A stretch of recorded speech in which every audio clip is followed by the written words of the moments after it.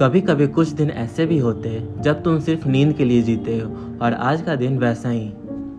सुबह शुरुआत की ब्रशिंग और पूजा से। मन में था काफ़ी प्लान्स, पर बॉडी ने कहा आज बस चैन चाहिए। ब्रेकफास्ट और चाय बनाई, एक गरम गरम कप और सोच की कहानी। और बारिश, उसने तो और ज़्यादा कोजी फील दिलवा दिया।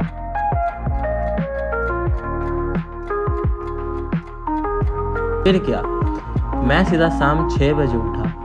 आधा दिन नींद में निकल गया, लेकिन मज़ा आ गया यार सच में। उठते ही चाचू की कार लेके निकला।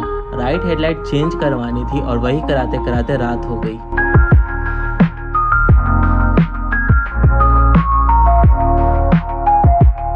रात को घर लौटते वक्त लगा आज कुछ खास नहीं किया, पर कभी कभी रेस्ट भी तो जरूरी होता है, राइट। और दोस्तों, अगर आप भी किसी दिन बस सोना चाहते हैं तो गिल्ट मत फील करना, अपनी बॉडी की सुनना और चैन की नींद सोना।